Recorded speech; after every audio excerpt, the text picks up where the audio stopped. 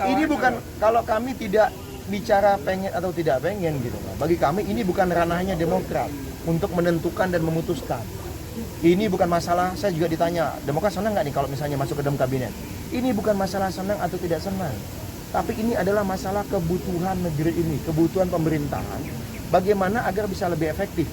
Ya, sehingga jalannya pada pemerintahan dalam waktu setahun terakhir ini bisa lebih optimal memberikan manfaat kepada rakyat gitu. Nah ini yang jadi jangan melihat bahwa suatu reshuffle atau jabatan menteri itu adalah bagi-bagi jabatan misalnya, atau katakanlah tukar guling atau dagang sapi, bukan. Tapi reshuffle itu adalah bukan reshuffle, jabatan menteri itu adalah bentuk kepercayaan dari seorang pemimpin tertinggi di negeri ini kepada putra-putri terbaik yang dianggap bisa menyelesaikan permasalahan-permasalahan terkini yang dihadapi oleh negeri ini gitu. Jadi titik poinnya tuh di situ gitu loh ya kan. Kita melihatnya seperti itu. Tapi Bang, kalau ada tawaran ke Demokrat, apakah Demokrat akan membuka peluang gitu?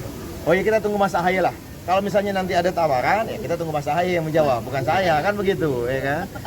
Tapi lagi-lagi silahkan, itu ranahnya Pak Presiden ya kan. Pak Presiden mau menunjuk siapa, mau melantik siapa, mau mengganti siapa, ya kita persilakan. Yang pasti harapan Demokrat, doa Demokrat kepada Bapak Jokowi, kepada pemerintahan ini dalam waktu setahun tersisa ya bisa menjalaninya dengan semakin baik, bisa menutup pemerintahan ini dengan baik, meninggalkan warisan-warisan yang bisa dilanjutkan ya, dan kemudian mempermudah jalan atau gerak dari presiden selanjutnya begitu. Nah, ini doa kita, tentu doa semua rakyat Indonesia agar apa yang beliau lakukan di pemerintahan ini setahun terakhir bisa makin baik dan optimal buat rakyat. Ini doa yang sama yang selalu kami sampaikan setiap kali ditanya mengenai reshuffle dan mengenai pemerintahan Pak Jokowi. Silakan jejak digitalnya, Mas Ahaye menyampaikan itu, saya menyampaikan itu, begitu juga dengan para politisi Demokrat lainnya. Tapi pertemuan Pak Jokowi dengan Pak SBY dan beberapa kali momen adanya keduanya bertemu itu sinyal adanya tawaran dari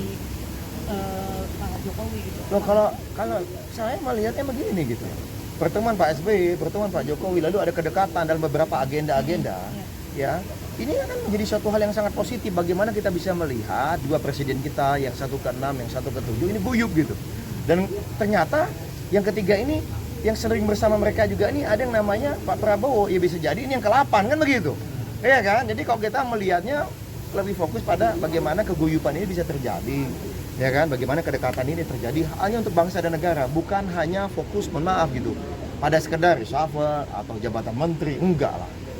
Pak SBY, Pak Jokowi, dan juga Pak Prabowo, beyond that. Melebihi itu, bukan sekedar berbicara jabatan, tapi apa yang bisa dilakukan buat rakyat, bangsa, dan negara.